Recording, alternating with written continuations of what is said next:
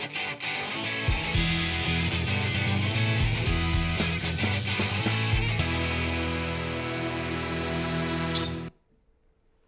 महाराष्ट्र, मी रुजुता लुकतुके. आपण पाहताय स्पोर्ट्स 20. पुढच्या काही मिनिटात आपण घेणार आहोत जागतिक स्तरावरच्या आणि भारतातल्या महत्त्वाच्या क्रीडा घडामोडींचा आढावा. लोढा समितीने आता शिफारसींच्या अंमलबजावणीसाठी बीसीसीआयला मुदत घालून दिली आहे. त्यानुसार नवीन निवडणुका घेऊन नवीन कार्यकारिणीची वार्षिक सभा 15 डिसेंबरच्या आत घ्यायची आहे. नवीन कार्यकारिणीसाठी लोढा समितीने घालून दिलेलेच नियम पाळायचे आहेत. आयपीएल कार्यकारिणीही 30 डिसेंबरपूर्वी स्थापन करायची आहे.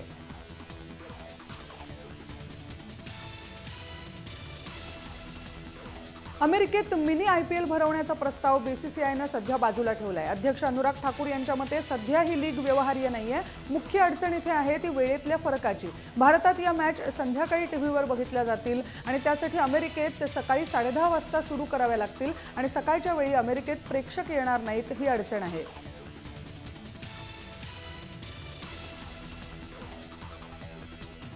दक्षिण आफ्रिकेच्या डेल स्टेननं टेस्ट बॉलर्सच्या क्रमवारीत पहिलं स्थान पटकावलंय. न्यूझीलंड विरुद्ध 99 रनमध्ये 8 विकेट घेण्याची कामगिरी त्यानं केली. त्याच्या जोरावर इंग्लंडच्या जेम्स अँडरसन आणि भारताच्या आर अश्विनला मागे टाकलंय. गेल्या वर्षी डिसेंबरनंतर पहिल्यांदाच स्टेन अव्वल स्थानी पोहोचलाय.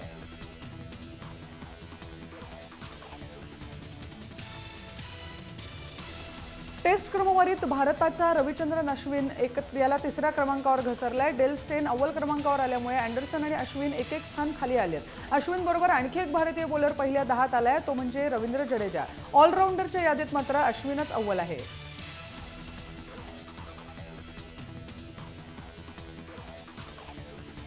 अमेरिकेत भारत आणि वेस्ट इंडिज दरम्यान झालेली दुसरी T20 मॅच पावसात वाहून गेली. मॅच सुरू होतानाही 40 मिनिटांचा तांत्रिक व्यत्यय आला होता. या सगळ्याची चौकशी आयसीसी करणार आहे. शिवाय 2 कप्तानांमध्येही मॅच खेळण्यावर दुमत होतं.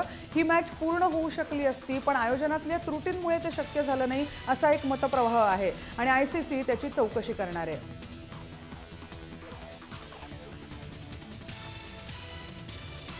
भारताचा स्टार बॅट्समन युवराज सिंग आता स्वतःच्या नावानं स्पोर्ट्सवेअर कंपनी सुरू करणार आहे. कॅन्सरशी दिलेल्या यशस्वी लढ्यानंतर त्यानं कॅन्सर रुग्णांसाठी एक फाउंडेशन सुरू केलं आहे आणि या फाउंडेशनला आर्थिक मदत व्हावी याच हेतूनं त्यानं स्पोर्ट्सवेअर कंपनी सुरू केली आहे. शनिवारी मुंबईमध्ये या स्पोर्ट्सवेअर लाईनचं उद्घाटन होणार आहे.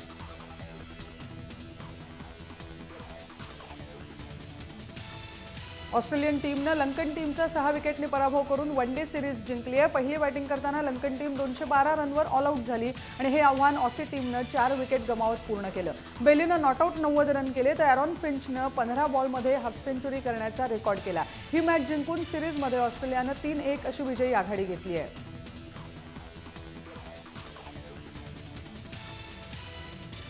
ऑस्ट्रेलियन टीमनं सिरीज जिंकली, पण त्याचवेळी टीमला एक धक्का बसलाय, तो शॉन मार्शच्या दुखापतीमुळे. तिसरी वनडे खेळताना मार्शच्या बोटाचं हाड मोडलं आणि यामुळे त्याला मायदेशी उपचारांसाठी पाठवण्यात येणार आहे. त्याच्या डाव्या हाताची करंगळी मोडली आहे. मार्शच्या जागी उस्मान ख्वाजा टीममध्ये राहील.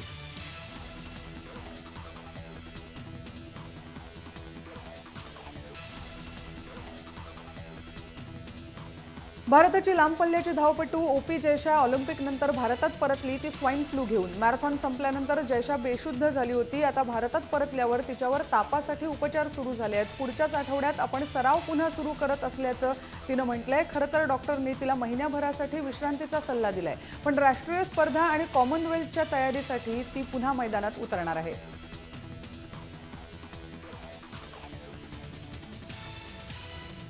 अमेरिकन ओपन टेनिस स्पर्धेत भारताचे लिएंडर पेस, सानिया मिर्झा आणि रोहन बोपान्ना यांनी डबल्समध्ये आपापल्या पहिल्या राऊंडच्या मॅचेस जिंकल्यात.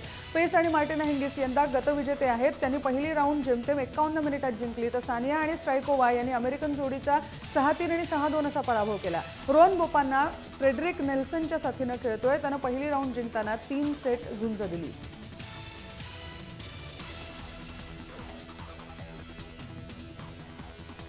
दुसरीकडे राफेल नदालनं स्पर्धेची तिसरी राऊंड गाठली आहे. आंद्रेस सेपीवर त्यानं 6-0, 7-5 आणि 6-1 असा आरामात विजय मिळवला. ही मॅच पूर्णपणे इंडोर झाली आणि मरेपाठोपाठ नदालनंही इंडोर स्टेडियमला पसंती दिली आहे. नदालला यंदा या स्पर्धेत 4थं सीडिंग आहे.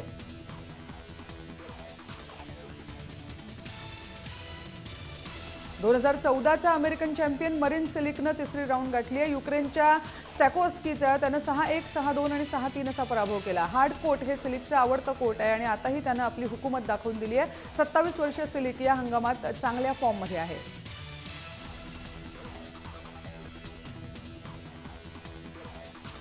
36 वर्षाची व्हीनस विलियम्स हिला ग्रँड स्लॅममध्ये हरवणं सोपं नाही आहे, हे आजही तिनं सिद्ध केलं आहे. अमेरिकन ओपनच्या पहिल्या राऊंडमध्ये तिनं कोझलोवाला 6-2, 5-7 आणि 6-4 असं हरवलं. 2 तास आणि 42 मिनिटं ही मॅच चालली. व्हीनसनं एकूण 8 वेळा कोझलोवाची सर्व्हिस ब्रेक केली.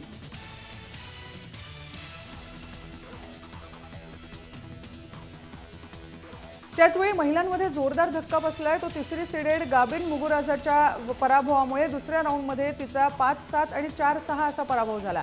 लाटवियाच्या 48व्या क्रमांकाच्या सेवास्तोवानं तिला एका तासात हरवलं. फ्रेंच ओपनचं विजेतेपद गेल्या वर्षी पटकावल्यानंतर मुगुरुझाला म्हणावं तसं यश मिळालेलं नाहीये आणि विशेष म्हणजे मागच्या 4ही वर्षात अमेरिकन ओपनमध्ये तिचा दुसऱ्याच राऊंडमध्ये पराभव झालाय.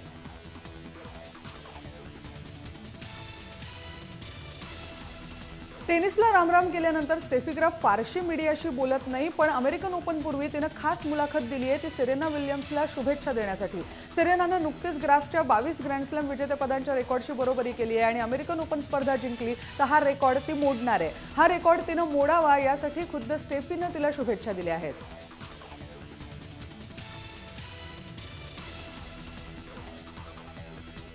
जर्मनीचा स्टार मिडफिल्डर श्वाइनस्टायगर काल राष्ट्रीय टीमसाठी आपली शेवटची मॅच फिनलंड विरुद्ध खेळला. ही मॅच जर्मन टीमनं 2-0 अशी जिंकली आणि आपल्या सिनियर खेळाडूला त्यांनी विजयाची भेट दिली. श्वाइनस्टायगर जर्मनीकडून 121 मॅच खेळलाय, हा रेकॉर्ड आहे आणि 68व्या मिनिटाला बदली खेळाडूसाठी जेव्हा त्यानं मैदान सोडलं तेव्हा अख्ख्या स्टेडियमनं त्याला उभं राहून मानवंदना दिली. मॅच संपल्यानंतर श्वाइनस्टायगरला आपले अश्रू आवरले नाहीत.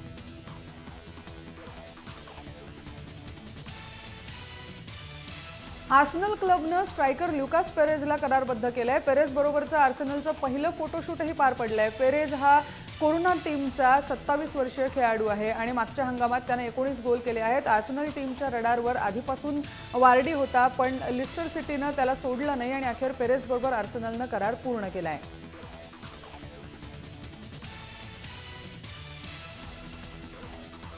ब्राझीलचा बचावपटू डेव्हिड लुईससाठी चेल्सी टीमनं चक्क 34 मिलियन पाऊंड मोजले आहेत. एक प्रकारे हा लुईससाठी चेल्सीचा कमबॅक आहे, कारण 2 वर्षांपूर्वी तो चेल्सीकडूनच फ्रेंच लीगमध्ये खेळण्यासाठी गेला होता. खेळाडूंशी करार मदार करण्याचा कालचा शेवटचा दिवस होता आणि शेवटच्या दिवशी काही बिलियन पाऊंड्सचे व्यवहार झाले आहेत.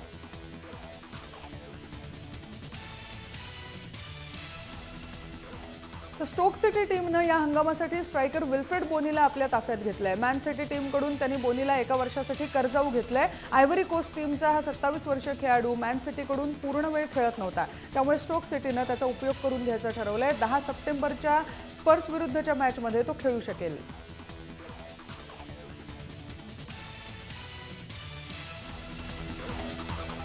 या बातमीसह स्पोर्ट्स 20 मध्ये इथेच थांबतोय. तुम्ही पाहत राहा जय महाराष्ट्र, थेट अचूक बिनधास्त.